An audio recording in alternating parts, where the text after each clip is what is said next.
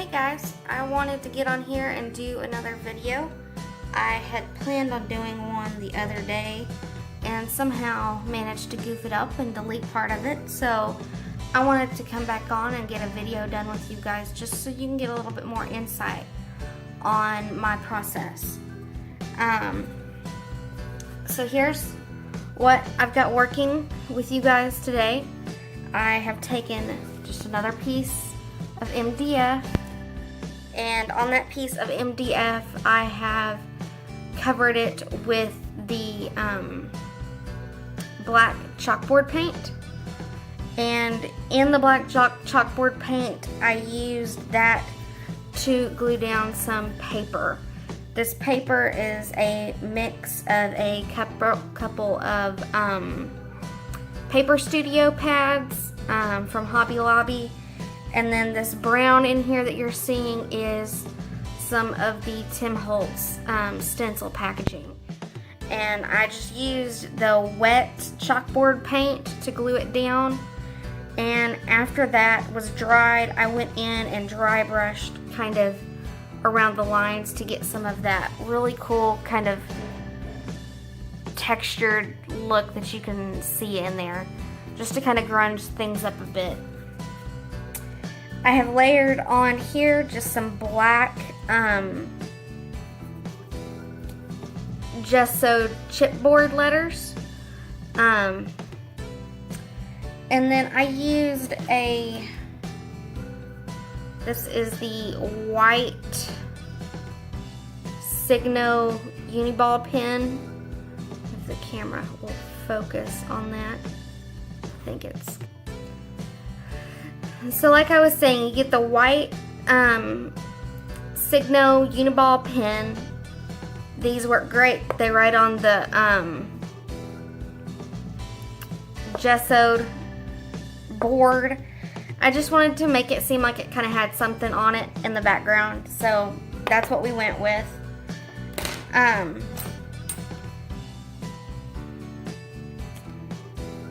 I had gone in and layered down some chicken wire back here. If you can see right in here, that's just some chicken wire that I bought from I got it off of eBay. I think it was $24 for a 25-foot roll, and I picked that up off of eBay. It's free shipping. I've got a little bit of cheesecloth on here, as well as some cardboard that I've just ripped off the one layer so you can see the corrugated side of it. I've got some of it up here, and I also have some of it down here. But those are just some things that I didn't think would be super important for you to see in a video. So I just went ahead and did them so you weren't having to watch basic lazy stuff. Well, not lazy stuff, because it's not lazy, but unnecessary things. Things that we should all know how to do. So it's time for me to really just start layering in elements and working. First thing I want to do is I want to grunge up all these numbers and letters that I have kind of going along the side. So I'm taking some Old Gold, Inca Gold product. It's just kind of a little bit more dingier gold color. And this one is fairly dry. So I'm going to I've got just one of the Ranger mist bottles. I like it just because it doesn't put out too much, but it's enough to get you going. And I'm just going to put a couple squirts in there, and that's just enough to soften everything back up. So I'm picking that up with my brush. I'm going to wipe a little bit off, and then I'm just going to go in here and start dry brushing everything.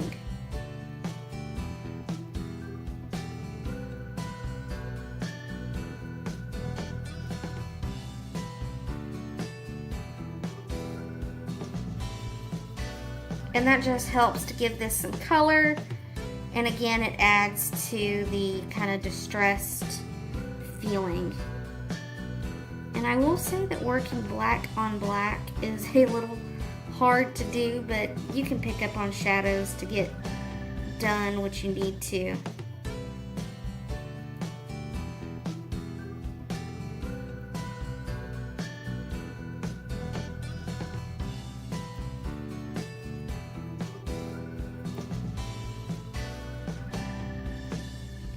But I'm just going in here and just real kind of dry brushing these. If I get a little heavy-handed, that's okay.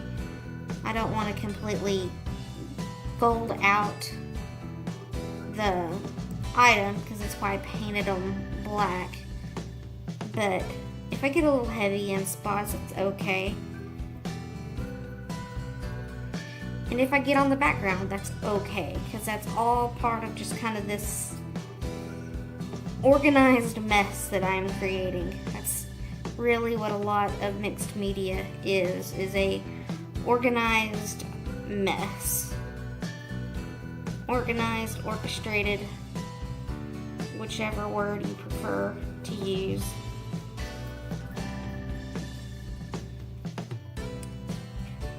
Okay, so I've gone through and just picked up some color on all of those just to help them stand out a little bit.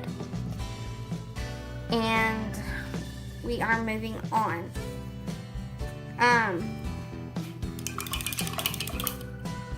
So my ideas on these are always kind of, I pre-lay out things, and then there's a majority of this that's just kind of playing around with it with you guys on here to figure it all out.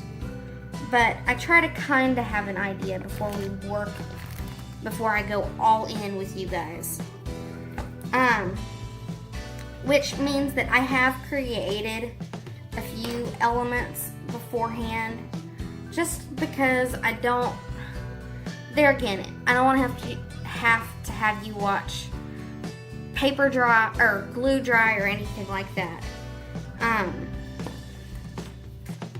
That's just not something I enjoy having to watch in videos. So if there's any little bit of watching glue dry that I can eliminate from a video, I'm going to.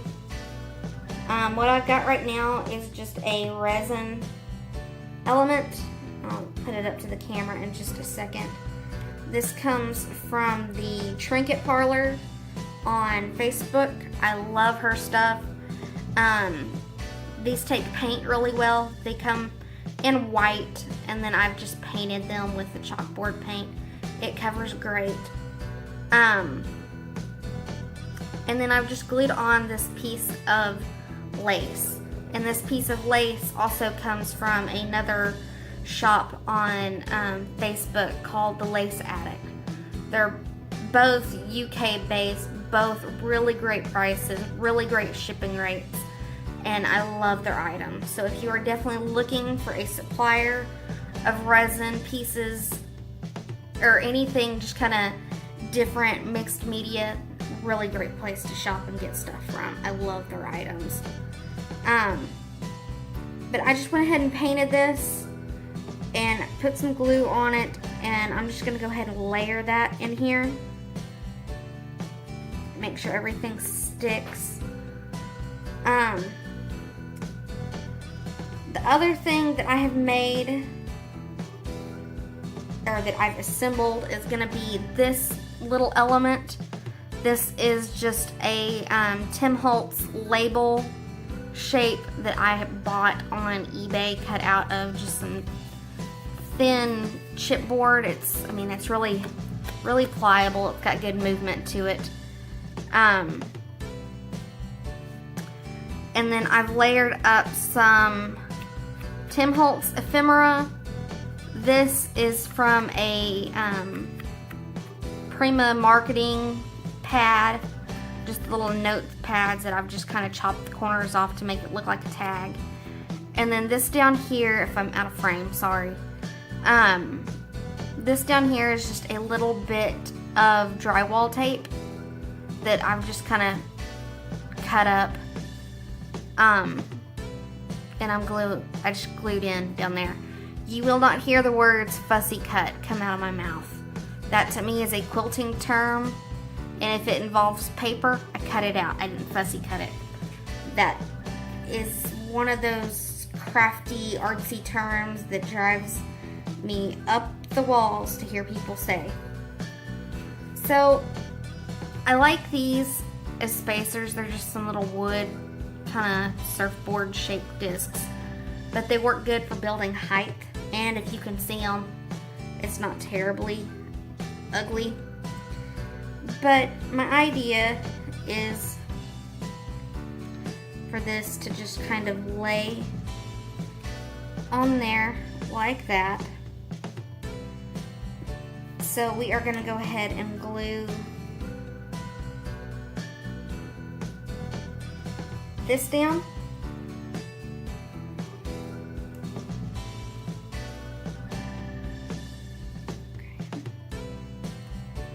And I wrote all of this in the background, but that was really just texture, because if anything was going to pop through, I didn't want it to look like it was just a blank black board behind it. I wanted it to have something to it.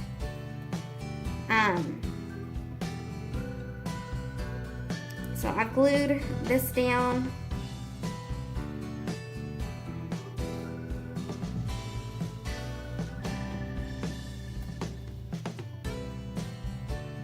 And then I'm just gonna layer this on top and give it a good smush.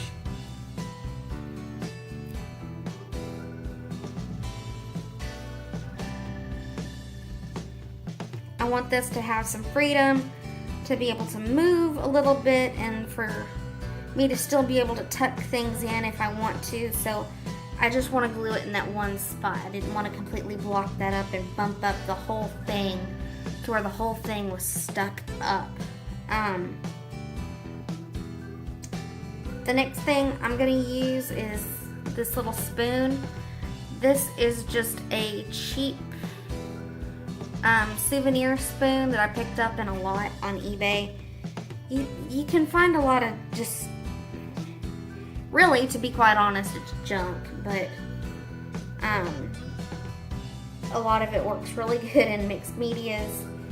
And if you dig around, you can find some stuff for some decent prices. There are some people that think their junk is worth more money than I think I or anybody else would pay for it, but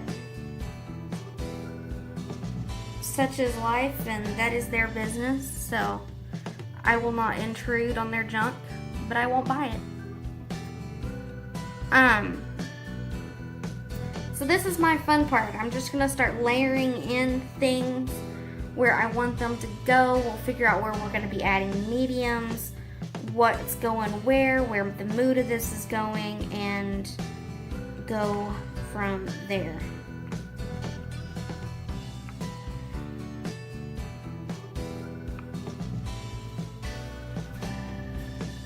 Let's see.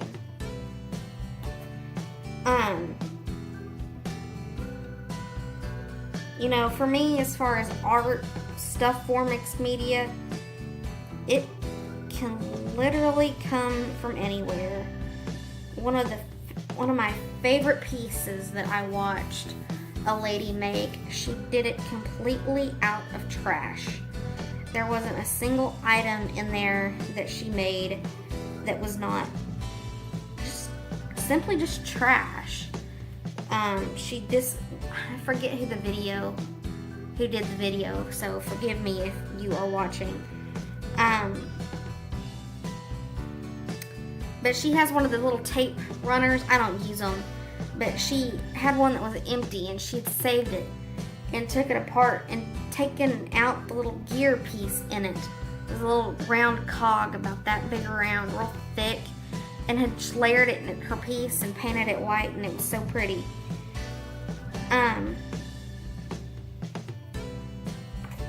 But I've got, you know, right here in my piece, or in my stuff, I kind of have some different little items that I'm thinking about using. And I may not always use them all, but you know, we play and figure out what works. This here is I think this is MDF. It might be just some thick chipboard, but I'm telling you, these Tim Holtz scissors are amazing. If you're a mixed media artist and do not have them, you need to get you some because they are the bomb. I use these to cut through that chicken wire, and they cut it like butter. They're great. And they're clean. They don't like tear up the edges of your stuff. I try not to use them as much on softer stuff if I can get away with a cheaper pair of scissors. I have 2 or 3 different pairs behind me, or in front of me in my little stack.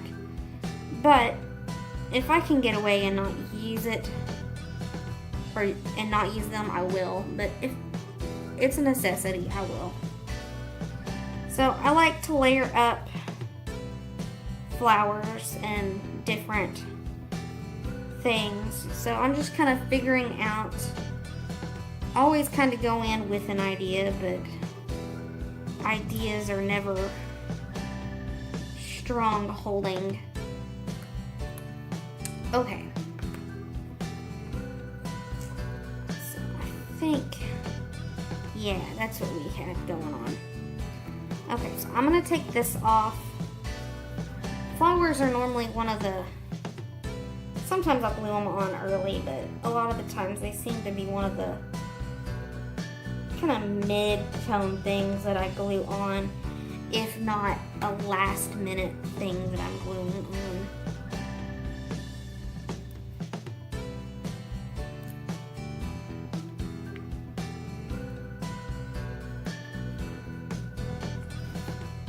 I'm just going to give this a little bit of pressure since it's trying to hold on to a little bit of that chicken wire in there. I just want to give it a little bit of grip. And you can kind of hear it when it takes. But I've got some bottles of chalkboard paint back here. So excuse the intrusion on your view for a second. But I'm going to glue that down. And then I'm also going to go ahead and glue down this bumblebee and pocket watch.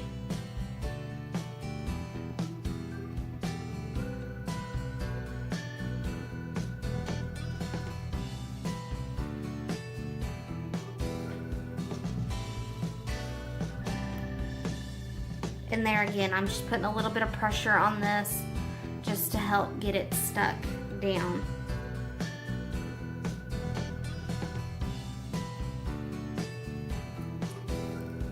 So, that's not fully stuck, but hopefully we've got it to tack in a couple places as everything comes falling down. Okay. The hazards of having a small workspace. And everything is falling apart. But that's okay, we'll get there.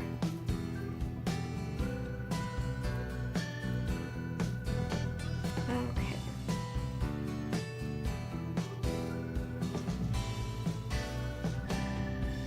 Okay, so I think I am going to go ahead and glue this down just so I can kind of start seeing where things are coming together. Now on the flowers, I glue down at the kind of rim of the petals. You can kind of feel where the petals start to cup to go into where they're assembled. And then I also go all the way around that plastic nib, because you can't remove it, because if you remove it, your flowers fall apart. So I go all the way around the kind of the edge of the petals, and then I hit in the center. That just kind of ensures that the flower grabs onto everything.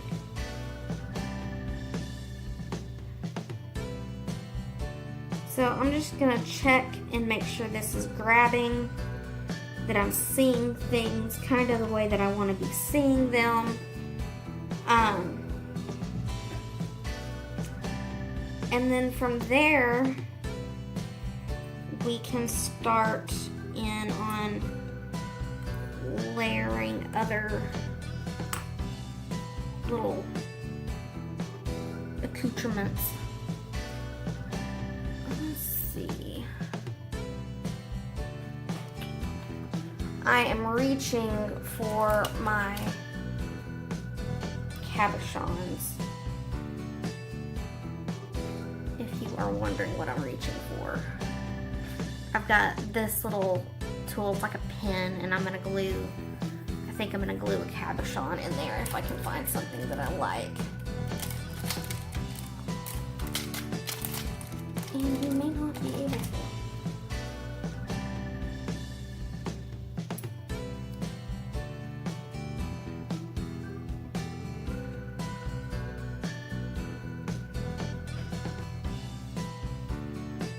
Yeah, I think that works.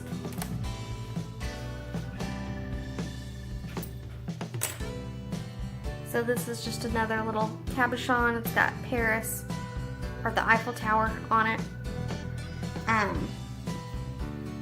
And I'm sticking with my Old Faithful tacky glue. I'm gonna put that in there and let that go ahead and tack up on me a little bit more.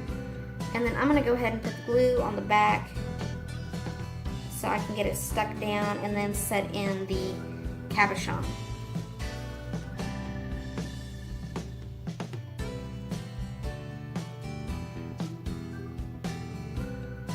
So that is in there, and I have glued in the cabochon.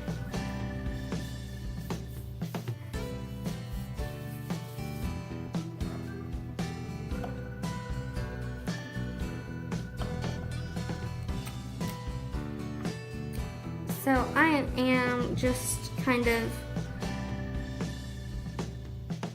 picking to figure out what I like in the piece, playing with everything to figure out what I'm wanting to do. I think we're gonna tuck that in there, and then I need to bring that up. My little bumblebee is getting a little lost in there.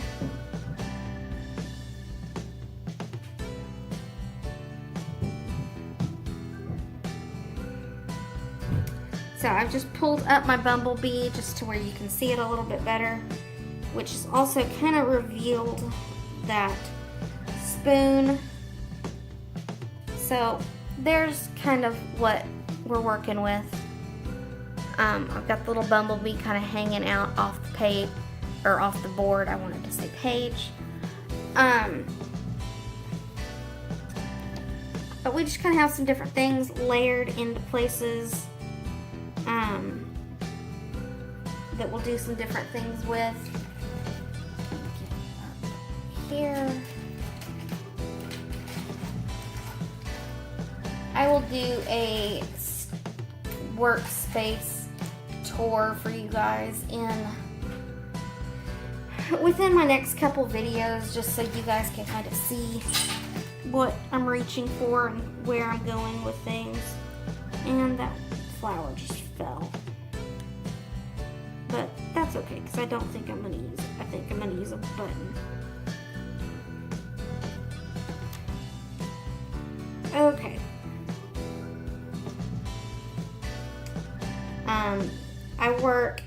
My studio, for those that are curious, is half office, half art space. That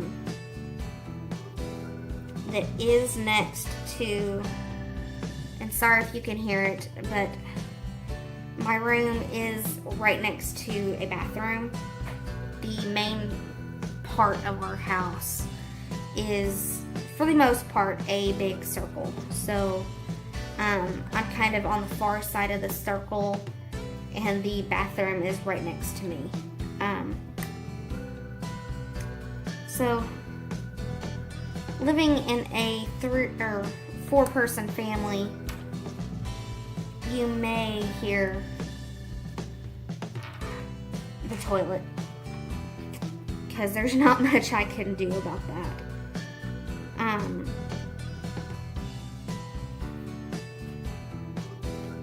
But I will do a video soon and just kind of show you guys my storage solutions and kind of the way that my room is laid out.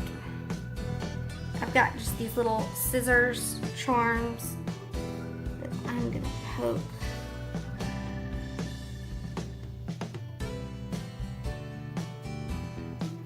in here.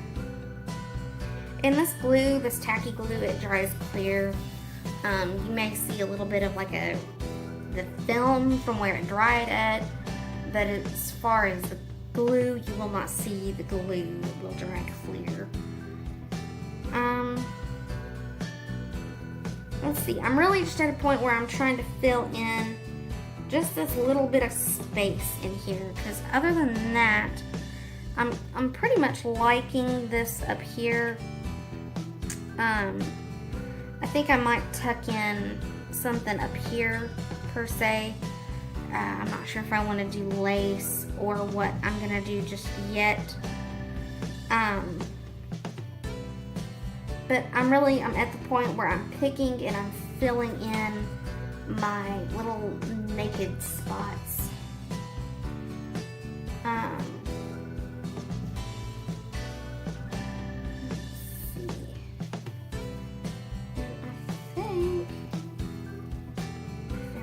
To go in a naked spot.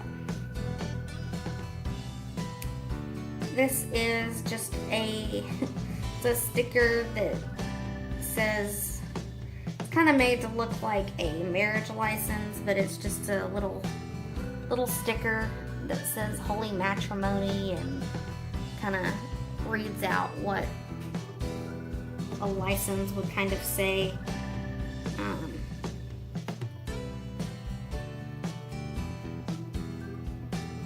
I'm just going to tuck that in there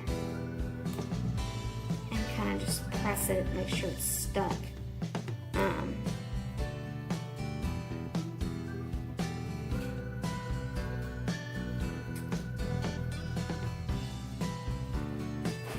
And then we will move on to some other things, but I will go ahead and turn this around to give you guys kind of a vantage point. That's what I'm working with.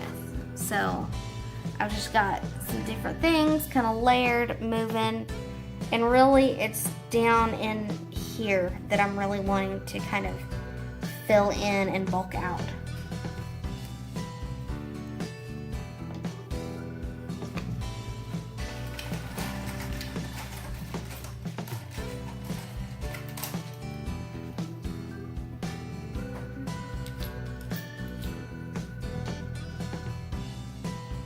I've got a bin over here that's just got some various buttons and things that I'm digging in.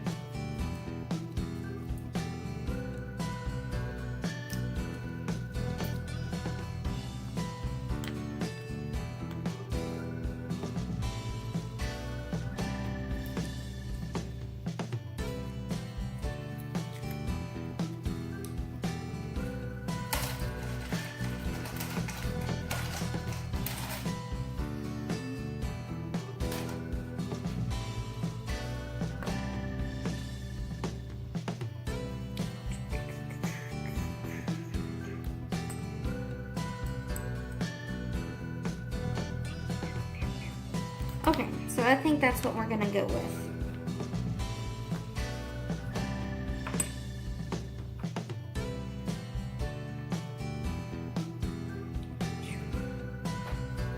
So on the buttons that have the shanks on them, I just add a little bit of glue to the shank and to kind of the front where I know it's gonna be leaning on something. So I know when I put the button down, that's gonna touch the board and that's gonna touch the spoon.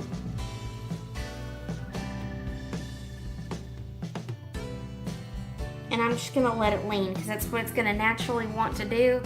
So I'm not gonna try to force it to not do something that I know gravity is gonna take over. I just want it to do anyways.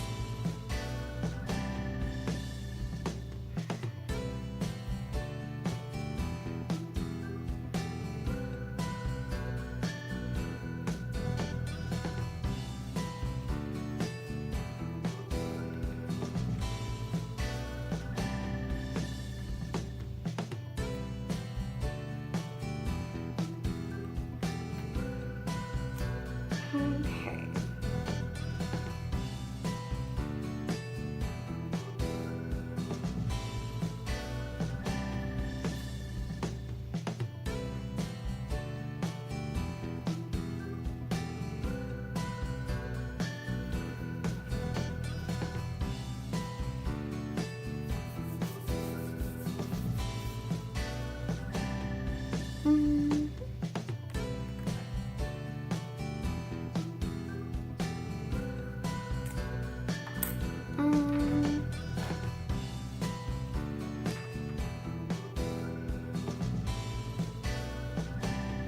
So there again, just last minute playing and figuring of what I want to go where. I think it might be time for gears. All of my work seems to wind up with gears in it. That seems to just be my little staple. And I keep just kind of a pile of different gears up here. Sorry if I keep getting out of camera. As you can tell from my channel, I'm new to this, and I am working with you guys off of a tripod selfie stick. So it's just a little bit different of having to get used to showing you guys things. But bear with me, I'm getting it slowly but surely. But these gears, I don't want them to be an overstanding part of my piece. And I try to hide the glue where I can. But I definitely want them to be seen. That's definitely kind of my goal in here, is that when you look at my work, you'll look at it and be able to tell that, you know, I have certain things that are kind of my style. I may venture out of that to some degree at some point, but for the most part, I try to maintain that kind of style of my work. But doing something different is always fun too. So that's why when I take the when I get the chance to go kind of a different route, I will. Emily from the Trinket Parlor on Facebook is always putting together some really pretty kits, and a lot of them are very floral, which, if any of you know me, is really not my style. Yeah, I include flowers in my work, but to do something that's, you know, pink and pretty and frou-frou, that's not me. I'm very far from. So a lot of the times when I see her kits, I'll kind of pass them by just because I'm thinking, you know, But this last time she had a kit that it just was so pretty and I just could not pass up. So I got it. So I will do a video of that one, and we can just kind of see where I take that piece and where it takes me. And if I like it, we might start doing a little bit more frilly and frou-frou. If not, I'll keep it muted to my frou-frou. That's not so frou-frou.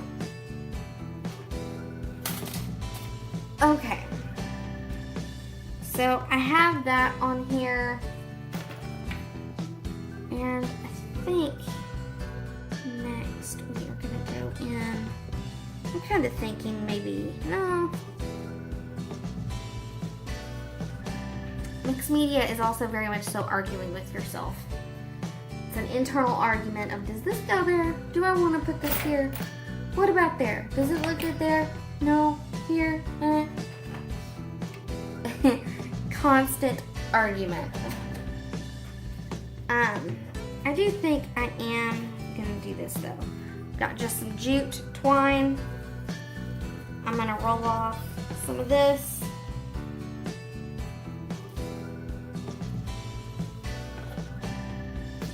Clip it.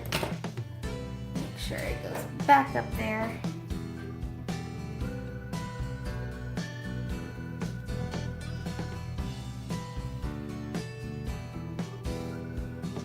And I'm just kind of rolling a loop, making sure I'm catching some different layers in different places. And then I'm gonna clip myself a tail. This goes around here, and I am just tying. I'm gonna tie that off to where it's tied on to there. And I'm thinking that that will go right, yeah, kind of right back in there. So I'm gonna add just a little bit of glue.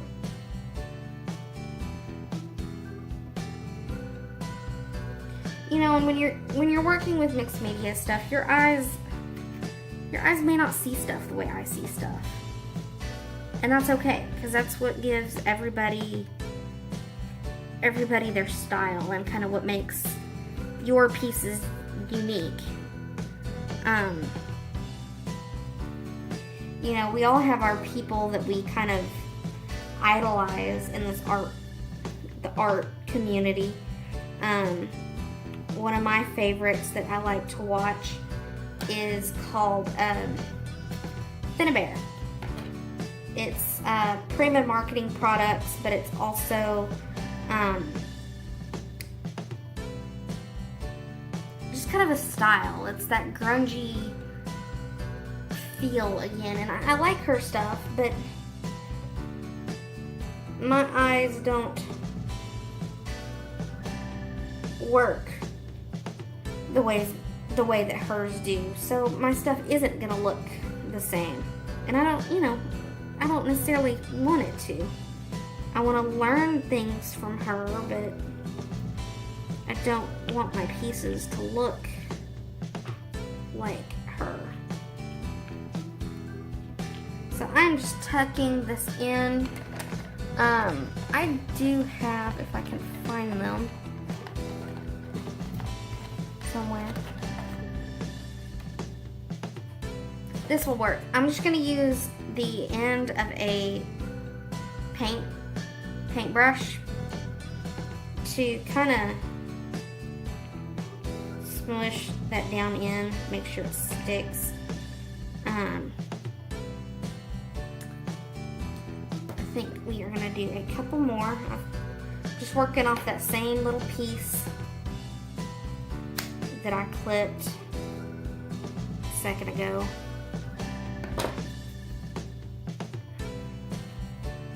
Give this just a little bit of wiggle room.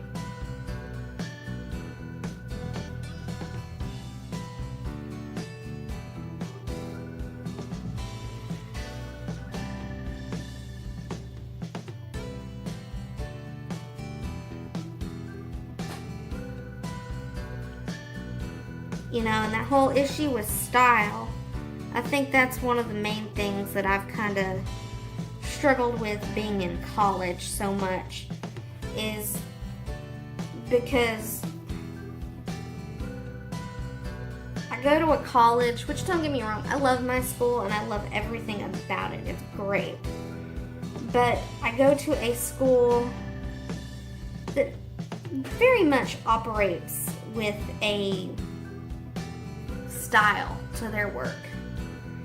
And if you don't fit that style, then your work isn't always necessarily viewed as being good.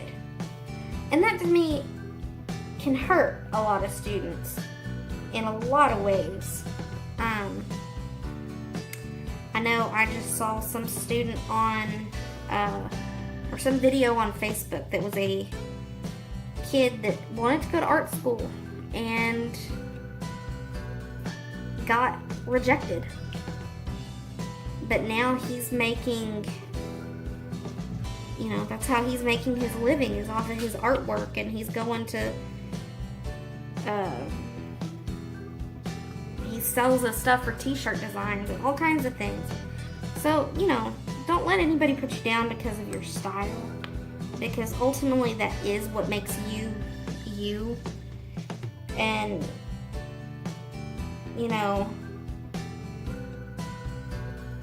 just because a school wants you to do concept work, don't give in to their lazy, or, if you don't like the lazy concept stuff, don't give in to it. You can still do intense, in-depth stuff and it not be,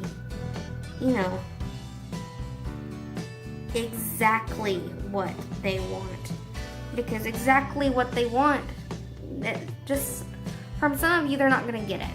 Because I know for me, they're not going to get it because I won't put myself to do that. It's just not me. It's not my style. It's not in my bones. I can't put myself to do that. Because that's not why I'm going to school.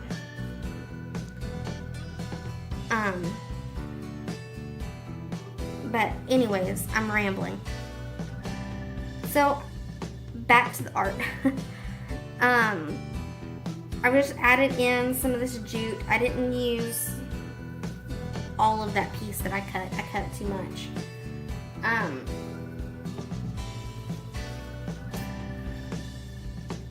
But I'm adding in the jute, and then I was also going to add in some of this stuff. This is the angel hair stuff. It's just this, it's kind of like really thin hay. That's the best I can kind of describe it. The Trinket Parlor sells it as angel hair. Some people call it sisal. So I'm really not sure exactly what the product is, but I like just kind of that stringy, kind of raw feeling that you can get with it. And the best way I do it is I'll just cut it in the section that I want it. I usually double the length, so then I can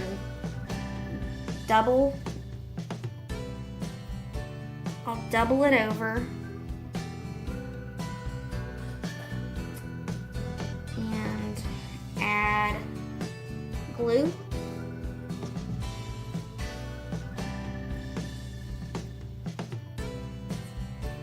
I just added glue to the tip where I've doubled it over.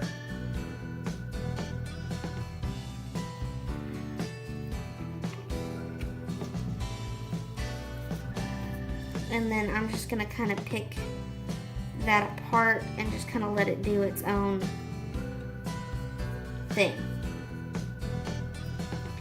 And I don't want to add too much of it, but I do like some of it to just kind of poke through. I like just kind of that rawness that it gives your work.